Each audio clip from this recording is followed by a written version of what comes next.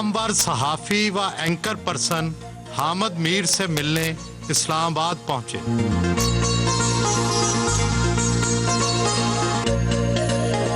صبح اخبارات پڑھنا زندگی کا لازمی معمول ہے۔ بی اے کے طالب علم تھے کہ والد پروفیسر وارث میر کی وفات ہو گئی۔ آپ کے احساسات کیا تھے؟ کبھی یہ سوچا ہی نہیں تھا کہ والد صاحب جو ہیں وہ اتنی ینگ ایج میں فوت ہو جائیں، کیونکہ وہ 48 سال ان کی عمر تھی صرف۔ خواب تو کرکٹر بننے کے دیکھتے تھے، بن صحافی گئے، یہ کیسے ہوا؟ جب والد صاحب میرے فوت ہو گئے 9 جولائی 1987 کو، اس دن مجھے پشاور جانا تھا، میرا فرسٹ کلاس کرکٹ کا ڈیبیو ہونے والا تھا۔ میرے پاس تو آپشن ہی کوئی نہیں تھی، مجھے تو کوئی اور کام آتا ہی نہیں تھا۔ پھر میں صحافت میں آ گیا، اس لیے کہ میرے والد صاحب زندہ نہیں تھے، اگر وہ زندہ رہتے تو مجھے کبھی نہ آنے دیتے۔ بڑے آدمی کا بیٹا ہونا آسانیاں بھی پیدا کرتا ہے اور مشکلات بھی۔ پروفیسر وارث مرحوم کا بیٹا ہونے کی وجہ سے صحافی مخالف تو ہوں گے؟ اس زمانے میں جو ان کے نظریاتی مخالفین تھے، وہ اس زمانے کا جو صحافتی دور تھا اس میں وہ لوگ بہت مضبوط تھے، تو انہوں نے اس چیز کو قبول نہیں کیا کہ وارث میر کا بیٹا جو ہے وہ صحافت میں آ گیا۔ تو مجھے اچھی طرح یاد ہے کہ اس زمانے میں میرے جو ایک ساتھی تھے، سینئر ساتھی تھے، اب میرے بڑے اچھے دوست ہیں، تو انہوں نے اعلان کیا تھا نیوز روم میں کہ اس آدمی کو ہم نے صحافت میں نہیں رہنے دینا۔ تو اس مخالفت کا مجھے بڑا فائدہ ہوا، میں نے اپنے آپ کو منوانے کے لیے زیادہ محنت شروع کر دی، اور آسانیاں میرے لیے اس لیے ہوئیں کہ میرے والد کے جو دوست تھے انہوں نے مجھے گائیڈ کیا، میری رہنمائی کی۔ مثلاً نثار عثمانی صاحب تھے، احمد بشیر صاحب تھے۔ صحافت میں کئی اخبار بدلے، رپورٹر سے ایڈیٹر بننے میں آپ کے اندر کیا تبدیلی آئی؟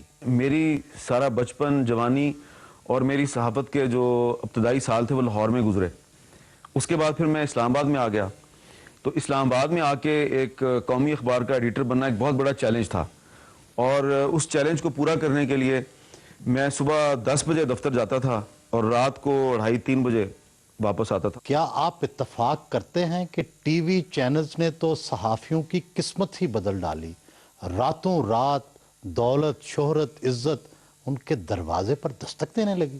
یہ جو شہرت اور عزت ہے آپ کے خیال میں، اس کی قیمت بہت بڑی ہے، اس کے علاوہ توقعات بہت زیادہ ہو گئی ہیں، اور میں ہمیشہ یہ کہتا ہوں کہ ہمارے جو ناظرین ہیں انہوں نے ہمیں اوور ایسٹیمیٹ کرنا شروع کر دیا، ہمیں اوور ایسٹیمیٹ نہیں کرنا چاہیے۔ تو ان کی جو توقعات بہت زیادہ ہو گئی ہیں، اس کی وجہ سے احساس ذمہ داری بھی اتنا ہی بڑھ جاتا ہے۔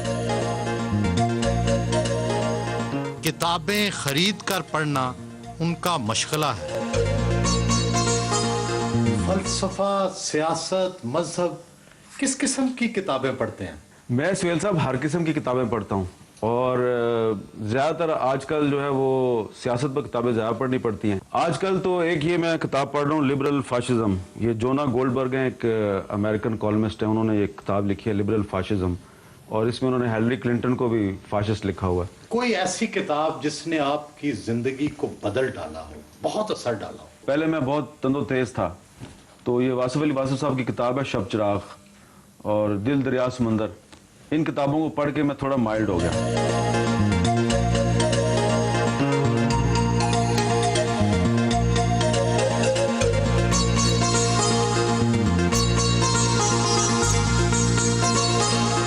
انٹرنیٹ پر روزانہ 2 گھنٹے صرف کرتے ہیں۔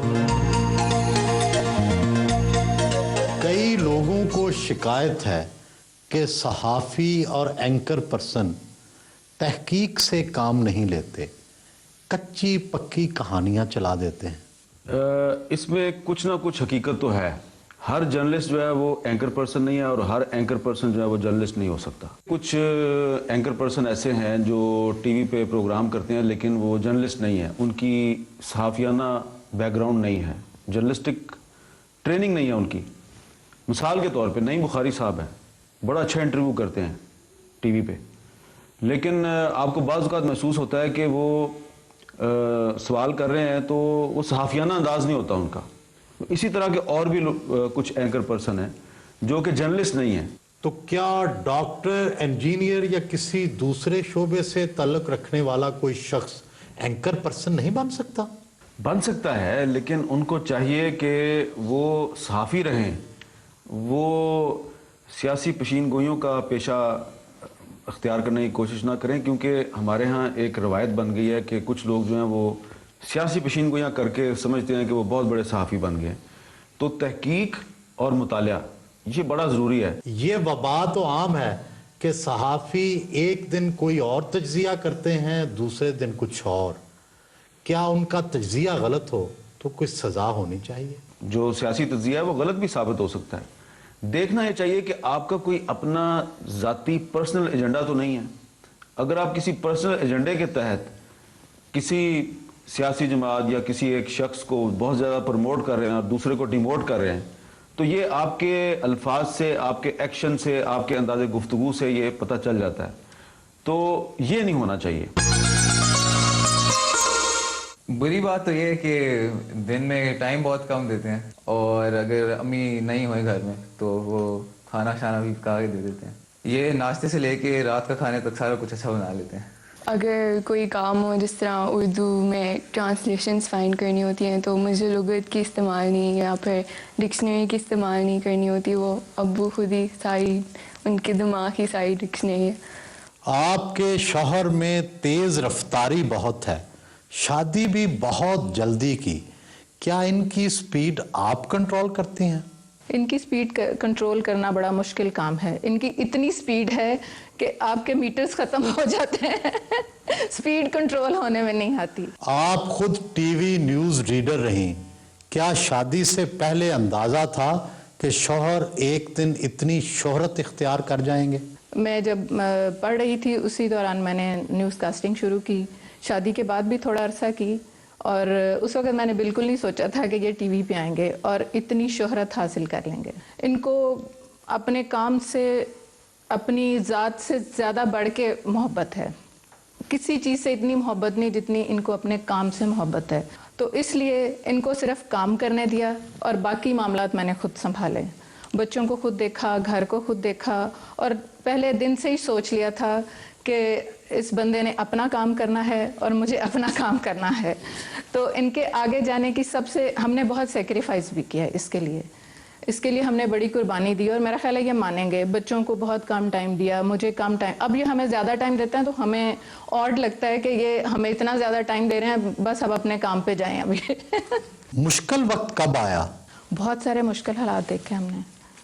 ابھی 2 سال پہلے ہی ہمیں ان کی وجہ سے جلا وطن ہونا پڑا. بچوں کو لے کے روز تھریٹ. مشہور تو یہ ہے کہ یہ اپنے شو میں دوسروں کی لڑائی کروا دیتے ہیں. گھر میں لڑائی کن باتوں پر ہوتی ہے؟ گھر پہ لڑائی بہت چھوٹی باتوں پہ ہوتی ہے. مطلب ان کی کتاب کوئی اپنی جگہ سے ہل گئی ہے، کوئی کاغذ اپنی جگہ سے ہل گیا ہے، کوئی جو چیز ان کی نہیں مل رہی جس پہ انہوں نے کام کرنا ہے. جیسے یہ کام کر رہے ہیں اور ان کی کتابیں آپ کوئی سیدھی کر دیں یا ان کو جھاڑ پونچھ کر دیں، اس پہ بھی ہماری لڑائی ہو جاتی ہے. دوپہر کو حلیم سری پائے، بریانی اور ساگ سے توازو کی.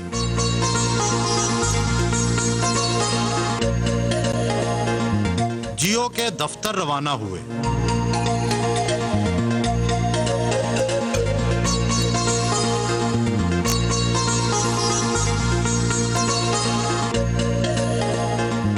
جیو اسٹوڈیو میں اچانک ڈاکٹر شاہد سے ملاقات ہو گئی.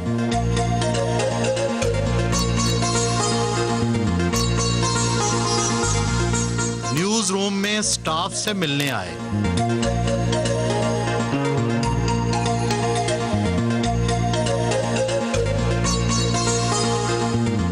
حامد میر کا جو پروگرام ہے اٹس موسٹ پاپولر پروگرام، اور میں تو کہتا ہوں کہ حامد میر پروگرام از اے فینومینا. کیوں؟ آپ دیکھیں کہ باقی چینلز کو آپ دیکھتے ہیں تو وہ اس چیز کو کاپی کرنے کی کوشش کرتے ہیں. حامد میر کی اسٹرینتھ اس کی فرینکنیس ہے ود ہز گیسٹ.